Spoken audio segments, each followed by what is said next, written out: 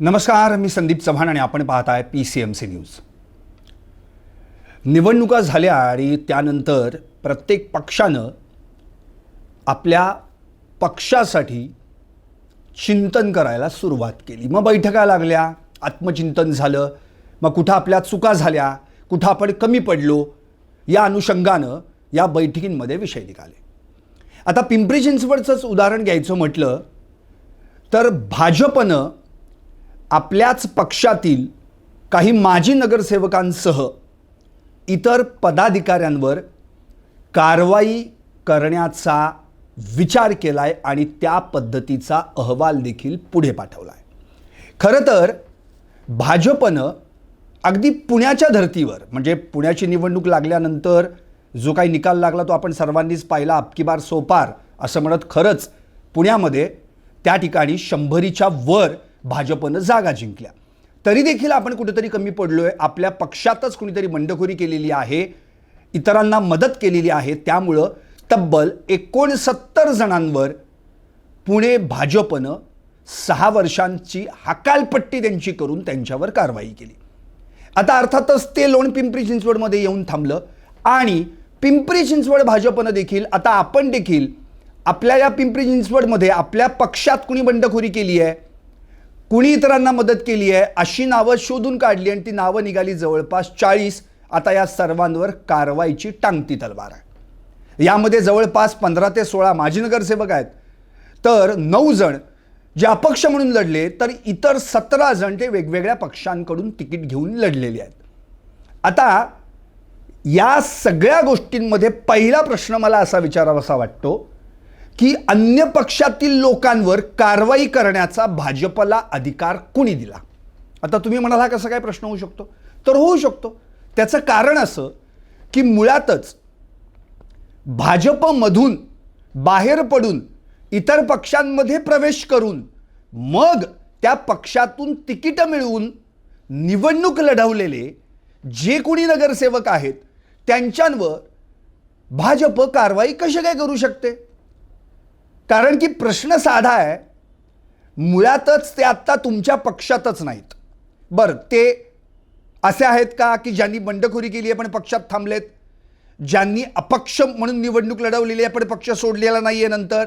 नाही, असे नगरसेवक आहेत, माजी नगरसेवक, ज्यांनी ऑलरेडी भाजपला रामराम म्हणत इतर पक्षांमध्ये जाऊन तिथलं तिकीट मिळवून निवडणूक लढवलेली आहे। असे एकूण 10 माजी नगरसेवक आहेत ज्यांनी इतर पक्षांमध्ये जाऊन त्या ठिकाणी निवडणूक लढवली।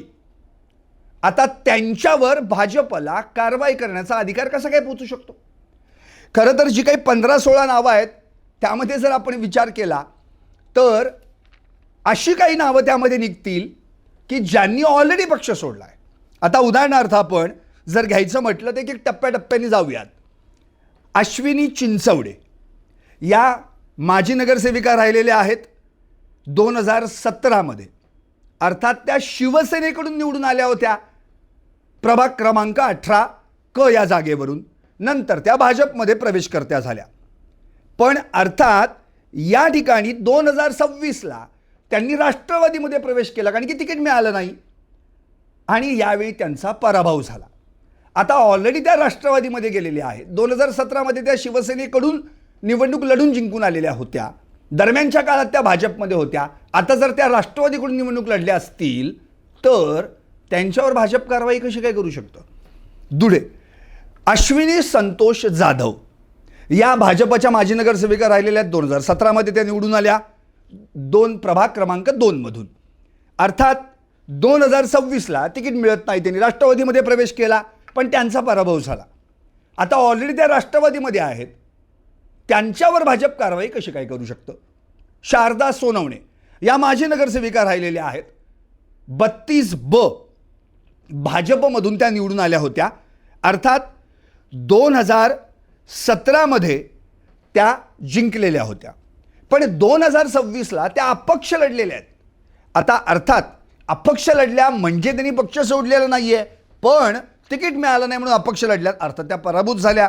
आता या ठिकाणी विचार केला तर जे पक्षात आहेत ज्यांनी पक्षात असून निवडणूक लढवलेली नाही, किंवा ज्यांनी अपक्ष निवडणूक लढवलेली आहे, किंवा ज्यांनी पक्षातील इतर उमेदवारांना मदत केलेली नाही, अशांवर कारवाईचा बडगा उगारणं हे भाजपसाठी ठीक होईल.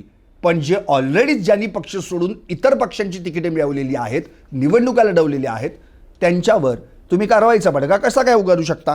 आणखी एक, आशा शेंडगे यांनी निवडणूकच लढवली नाही. यावेळी 2017मध्ये 30B मधून त्या भाजपकडून निवडून आल्या होत्या.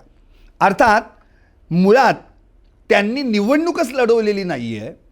आता त्यांच्यावर कोणत्या पद्धतीनं कारवाई किंवा कोणता विचार करून किंवा काय भूमिका घेऊन कारवाई करणार आहे हे भाजपलाच ठाऊक, कारण की त्यांनी निवडणूकच लढवलेली नाही.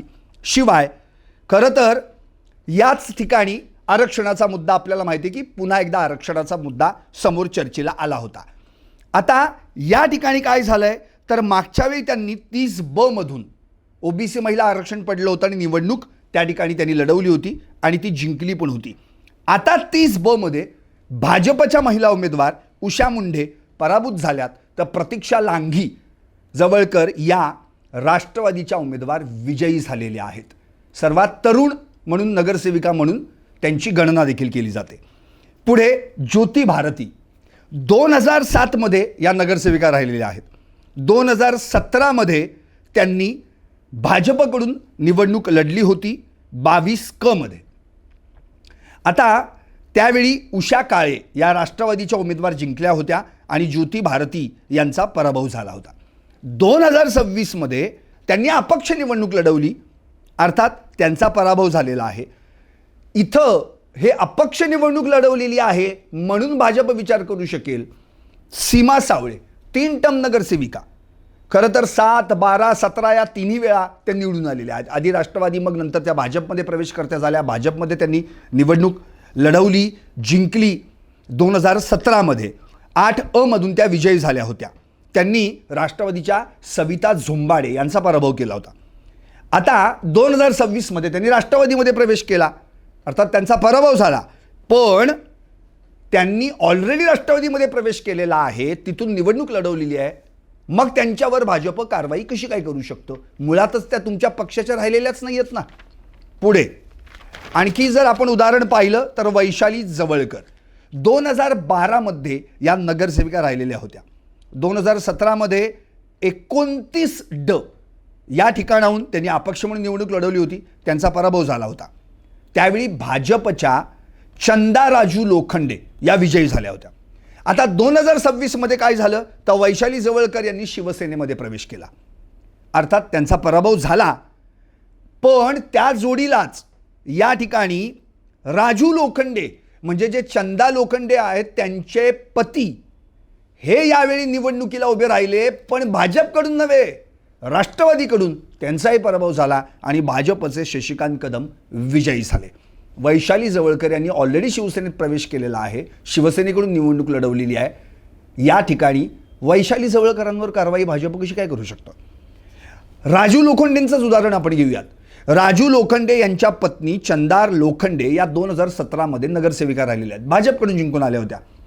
अर्थात यावेळी 29K मधून राजू लोखंडे यांनी निवडणूक लढवली, पण त्यापूर्वी त्यांनी राष्ट्रवादीमध्ये प्रवेश केला. 5738 मतं मिळाली, ते पराभूत झाले. शशिकांत कदम भाजपचे विजयी झाले. राजेंद्र गावडे 2017 18D मधून त्यांनी भाजपकडून निवडणूक लढवली होती, ते विजयी देखील झाले होते, माजी नगरसेवक. पण 2026 त्यांना तिकीटच मिळालं नाही, पत्ता कट झाला. मग त्यांनी अपक्ष म्हणून निवडणूक लढवली 18D मधून आणि 10,228 मतं त्यांनी या ठिकाणी मिळवली.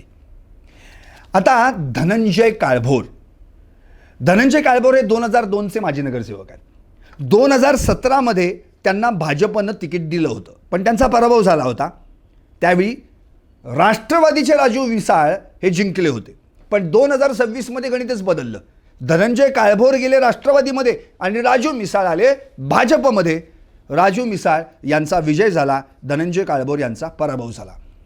आता जे ऑलरेडी 2017 भाजपमध्ये होते, पण आत्ता त्यांनी राष्ट्रवादीत प्रवेश करून त्या ठिकाणी राष्ट्रवादीकडून निवडणूक लढवली, भाजप त्यांच्यावर कारवाई कशी काय करू शकेल? शैलेश उर्फ शैलेंद्र मोरे 2017चे माजी नगरसेवक भाजपचे. आता 2017मध्ये ते जिंकले होते, त्यांनी राष्ट्रवादीच्या काळूराम पवार यांचा पराभव केला होता. 2026मध्ये काय झालं, त्यांनी त्यांच्या पत्नी कविता शैलेंद्र मोरे यांना अपक्ष म्हणून उभं केलं. 3242 मतं त्यांना मिळाली.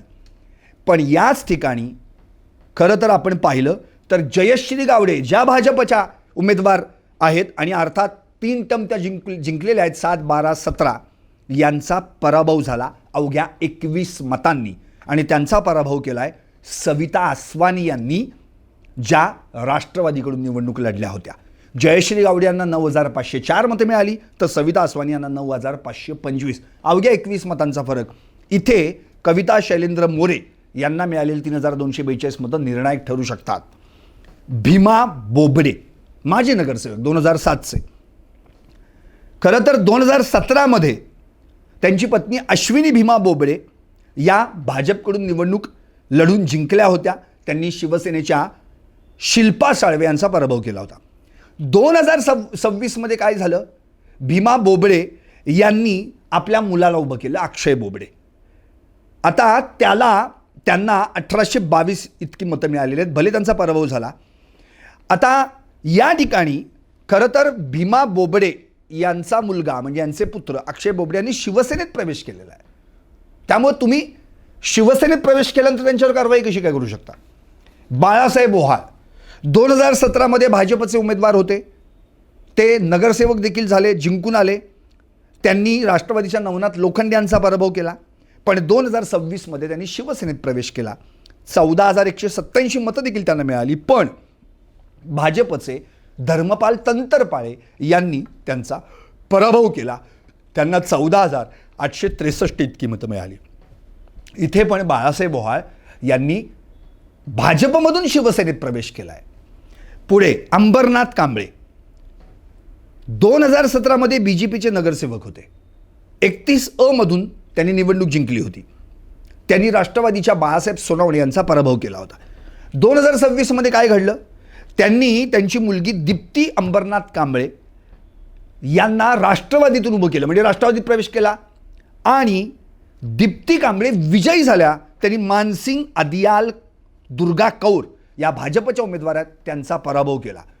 थोडक्यात काय, इथे भाजपला मोठा फटका बसला 31 मध्ये, जिथं अंबरनाथ कांबळे 2017ला जिंकून आले होते. इलेक्टिव्ह मेरिट विनिंग कॅन्डिडेट असताना देखील ते राष्ट्रवादीत गेले आणि राष्ट्रवादीमधून आपल्या मुलीला त्यांनी निवडून देखील आणलं. पुढे दीपक मेवाणी 2017मध्ये भाजपनं कोमल दीपक मेवाणी यांना तिकीट दिलं, त्या निवडून देखील आल्या 19 मधून. अर्थात 2026मध्ये दीपक मेवाणी यांनी राष्ट्रवादीत प्रवेश केला, स्वतः उभे राहिले, पण त्यांचा पराभव झाला. त्यांना 8,026 इतकी मतं मिळाली. अर्थात शीतल उर्फ विजय शिंदे हे या ठिकाणी विजयी झाले. तिसऱ्यांदा त्यांनी विजय मिळवला. दीपक मेवाणी यांनी राष्ट्रवादीत प्रवेश केला आहे. कोमल मेवाणी या 2017मध्ये भाजपकडून त्यांच्या पत्नी त्या ठिकाणी निवडून आल्या होत्या. आता धनराज आसवानी मुळातच जर आपण पाहिलं तर भाजपकडून 21 मधून 2017ला त्यांनी निवडणूक लढवली होती. अर्थात त्यावेळी त्यांचा पराभव झाला होता. आणि त्यांच्या पत्नी सविता आसवानी या 2012मध्ये नगरसेविका देखील राहिलेल्या होत्या. पण आता 2026मध्ये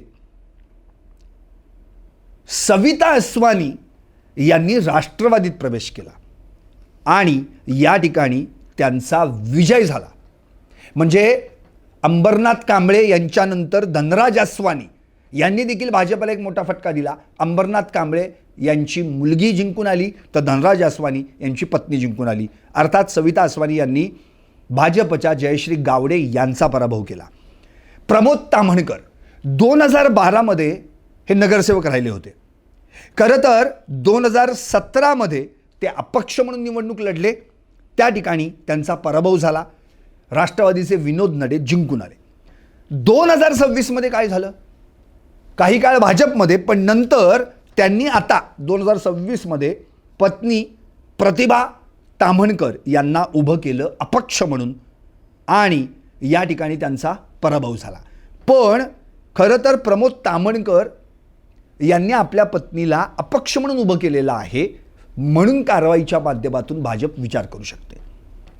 जितू गुरुबक्ष पहलानी, गुरुबक्ष पहलानी तसं मोठं नाव, 92, 7, 12 3 टर्म नगरसेवक राहिलेले, पण 2017 त्यांना पराभूत व्हावं लागलं. राष्ट्रवादीने त्यांना तिकीट दिलं होतं. त्यावेळी शीतल शिंदे यांनी त्यांचा पराभव केला होता. पण 2026 त्यांचा मुलगा म्हणजेच जितू गुरुबक्ष पहलानी हे पिंपरी चिंचवड परिवर्तन विकास आघाडीमधून उभे राहिले. त्यांना 5446 इतकी मतं मिळाली आणि त्यांचा पराभव झाला. त्यांच्या विरोधात मंदार देशपांडे हे भाजपचे जिंकून आले. त्यांना मतं मिळाली 6370, अगदी थोड्या मतांचा फरक आहे. नंतर रोहित गोलांडे यांनी शिवसेनेत प्रवेश केला आणि त्यांनी निवडणूक लढवली. अर्थात भाजपचे अधिकारी कार्यकर्ते मंदार देशपांडे यांच्याच विरोधात त्यांनी निवडणूक लढवली 19D मधून, पण त्यांचा पराभव झाला. नंतर संजय मंगोडेकर यांना 2017 भाजपनं तिकीट दिलं होतं 9B मधून, पण राष्ट्रवादीच्या राहुल भोसले यांनी त्यांचा पराभव केला होता. 2026 संजय मंगोडेकर यांनी शिवसेनेत प्रवेश केला. अर्थात त्यांनी नुसता प्रवेश केला नाही, तर पत्नी अनिता संजय मंगोडेकर यांना निवडणूक रिंगणात उतरवलं. त्यांना 1694 इतकी मतं मिळाली. 9B वैशाली घोडेकर या राष्ट्रवादीच्या उमेदवार विजयी झाल्या. माजी महापौर देखील त्या राहिलेल्या आहेत. आणि या ठिकाणी भाजपच्या मिनाज फारुख इनामदार यांना पराभव पत्करावा लागला. त्यांना 11494 इतकी मतं मिळाली. चेतन बेंद्रे मूळ आपचे नंतर भाजपमध्ये आले. 2026 भाजपकडून तिकीट मिळेल किंवा तिकीट मिळण्यासाठी ते इच्छुक होते, पण त्यांना तिकीट नाही मिळालं. ऐनवेळी त्यांनी शिवसेनेत प्रवेश केला. 15D मधून त्यांनी निवडणूक लढवली. 1919 इतकी मतं पडली. पण या ठिकाणी भाजपचे अमित गावडे विजयी झाले. त्यांना 15015 इतकी मतं मिळाली. निलेश शिंदे राष्ट्रवादीत प्रवेश केला, तिकीटही मिळालं. 2026च्या आत्ताच्या निवडणुकीत 15D मधून त्यांनी निवडणूक लढवली. 7848 इतकी मतं देखील त्यांनी मिळवलेली आहेत. पुढे जर आपण पाहिलं तर पूजा प्रशांत आगज्ञान यांनी 17A 2017 साली अपक्ष म्हणून निवडणूक लढवली होती. 444 इतकी मतं मिळाली होती. मग भाजपमध्ये प्रवेश केला. अर्थात 2026 तिकीट नाही मिळालं म्हणून त्यांनी राष्ट्रवादीत प्रवेश केला. आणि या ठिकाणी पूजा आगज्ञान यांना 9470 इतकी मतं मिळाली. तर अपर्णा डोके ज्या माजी महापौर राहिलेल्या आहेत, राष्ट्रवादीमध्ये होत्या, त्या ऐनवेळी भाजपमध्ये आल्या आणि अर्थात त्यांचा विजय झाला. 19033 इतकी मतं मिळाली. अक्षय चव्हाण 2026 त्यांनी भाग्यश्री चव्हाण पत्नीला उभं केलं. 17A मधून अपक्ष म्हणून निवडणूक लढवली. 905 इतकी मतं मिळाली, पराभूत झाले. अमित भोईटे हे काँग्रेसकडून यांनी तिकीट मिळवलं. 793 इतकी मतं मिळाली. 17D मधून त्यांचा पराभव झाला. या ठिकाणी राष्ट्रवादीकडून शेखर चिंचवडे विजयी झाले. 14796 इतकी मतं मिळाली. तर सचिन चिंचवडे भाजपकडून जे उमेदवार होते त्यांना 13056 इतकी मतं मिळाली. गणेश लंगोटे हे भाजपचे शहर उपाध्यक्ष, अर्थात तिकीट मिळालं नाही, शेवटी त्यांनी राष्ट्रवादीमध्ये प्रवेश केला. खरं तर इलेक्टिव्ह मेरिट नंतर विनिंग कॅन्डिडेट वगैरे जे काही भाजप म्हणतं त्या पद्धतीनंच तिकीट देतं. खरं तर आपण पाहिलं आहे 22-23 जणांचे इन्कमिंग झालं. जवळपास 20 जणांना भाजपनं तिकीट दिली. किती इलेक्टिव्ह मेरिट आणि किती विनिंग कॅन्डिडेट भाजपनं बघितलं भाजपलाच माहिती. गणेश लंगोटे यांना भाजपकडून तिकीट मिळालं नाही, राष्ट्रवादीत त्यांनी प्रवेश केला आणि पत्नी अरुणा लंगोटे यांचा विजय झाला. या ठिकाणी त्यांनी 10957 इतकी मतं मिळवली. तर भाजपच्या ऐश्वर्या बाबर यांना 9529 इतकी मतं मिळाली. म्हणजे अंबरनाथ कांबळे यांची मुलगी दीप्ती कांबळे, नंतर धनराज अस्वानी यांच्या पत्नी सविता अस्वानी आणि आता गणेश लंगोटे यांच्या पत्नी अरुणा लंगोटे, अर्थात या तिघांनीही भाजपच्या 3 उमेदवारांना पाडलं आहे.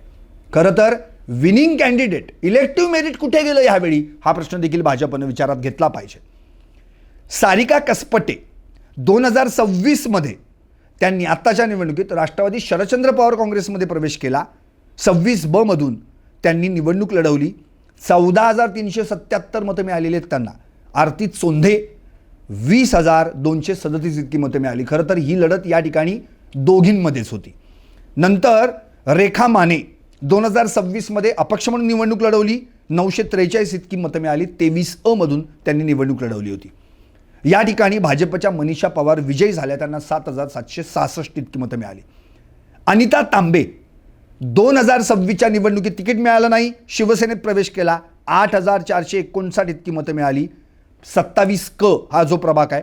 अर्चना तापकीर भाजपच्या विजयी झाल्या. त्यांना मतं मिळाले 10,478. ॲडव्होकेट मंगेश नढे 2026च्या आत्ताच्या निवडणुकीत शिवसेनेत प्रवेश केला. 3,982 इतकी मतं मिळाली. पराभूत झाले. 22D मधून त्यांनी निवडणूक लढवली. या ठिकाणी विजयी झाले राष्ट्रवादीचे संतोष कोकणे, ज्यांना 12,515 मतं मिळाली. तर हर्षद नडे जे भाजपकडून उभे होते त्यांना 9,222 इतकी मतं मिळाली, पण त्यांचा पराभव झाला. सीमा बोरसे यांनी अपक्ष निवडणूक लढवली. 264 इतकी मतं मिळाली. या ठिकाणी राष्ट्रवादीच्या मनीषा लांडे यांचा विजय झाला, तर भाजपच्या रश्मी लांडे यांचा पराभव झाला. पायल पसरणीकर यांनी अपक्ष म्हणून निवडणूक लढवली. 5,085 इतकी मतं मिळाली त्यांना 31B मध्ये. या ठिकाणी राष्ट्रवादीच्या उमेदवार पराभूत झाल्या उमा पाडुळे आणि भाजपच्या उमेदवार पल्लवी जगताप विजयी झाल्या. सारिका भंडलकर 2026ला तिकीट मिळालं नाही म्हणून शिवसेनेत प्रवेश केला. 1,283 इतकी मतं मिळाली. पराभूत झाल्या. भाजपच्या तृप्ती कांबळे 10,197 मतं मिळवून या ठिकाणी विजयी झालेल्या आहेत. तेजश्री ढोरे अपक्ष निवडणूक लढवली. 2,412 इतकी मतं 32A मधून घेतली. दिलीप तनपुरे 32D मधून अपक्ष म्हणून निवडणूक लढवली. 161 मतं मिळवली. पराभूत झाले. वैजनाथ शिरसाट यांनी आपकडून निवडणूक लढवली. या ठिकाणी 153 मतं मिळवली, पण त्यांचाही पराभव झाला. मनीषा शिंदे यांनी शिवसेनेकडून निवडणूक लढवली. 14B मधून 1,789 इतकी मतं मिळाली. पराभूत झाले. समीर जावळकर शिवसेनेत प्रवेश केला. 15A मधून निवडणूक लढवली. 1948 मतं मिळाली. प्रकाश लोहार अपक्ष म्हणून निवडणूक लढवली. 22D मधून 144 इतकी मतं मिळाली. पराभूत झाले. आणि शेवटचं नाव आहे दीपाली कणसे 1,884 इतकी मतं मिळाली. 30K मध्ये अपक्ष म्हणून त्यांनी निवडणूक लढवली. पराभूत झाल्या. एकूणच काय तर जवळपास 15 ते 16 जण ज्यांनी राष्ट्रवादीमध्ये किंवा शिवसेनेमध्ये किंवा आपमध्ये किंवा काँग्रेसमध्ये किंवा राष्ट्रवादी शरदचंद्र पवार काँग्रेसमध्ये किंवा पिंपरी चिंचवड परिवर्तन विकास आघाडीमध्ये किंवा मग अपक्ष म्हणून निवडणूक लढवली आणि आता यांच्यावर कारवाईचा बडगा उगारणार आहे असं भाजप म्हणतंय. भाजपला खरं तर 3 ठिकाणी फटका बसला. 31A दीप्ती अंबरनाथ कांबळे विजयी झाल्या. 14K अरुणा गणेश लंगोटे या विजयी झाल्या. तर 19K सविता धनराज आसवानी या विजयी झाल्या. म्हणजे भाजपचे 3 उमेदवार पडले. मानसिंग दुर्गाकौर, ऐश्वर्या बाबर आणि जयश्री गावडे.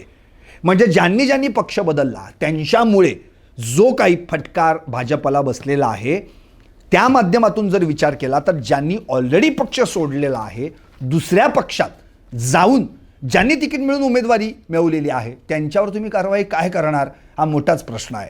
खरं तर या ठिकाणी एकूण जर आत्ता आपण विचार केला तर इतर पक्षात गेलेल्यांवर कारवाई करण्यापेक्षा आपल्या पक्षात राहून आपल्या पक्षाला ज्यांनी फायदा होऊ न देता इतर पक्षातील उमेदवारांना मदत केली, बंडखोरी केली, अपक्ष म्हणून निवडणूक लढवली, त्यांच्यावर कारवाई करणं हे एक वेळ पचू शकेल, पण अन्य पक्षातील लोकांवर कारवाईचा भाजपला काय अधिकार? तुम्हाला काय वाटतंय? कमेंट करून नक्की कळवा. शेअर करा, लाईक करा आणि हो, PCMC न्यूजला सबस्क्राईब करायला तेवढं विसरू नका. पाहत रहा PCMC न्यूज चॅनेल पिंपरी चिंचवडकरांचं.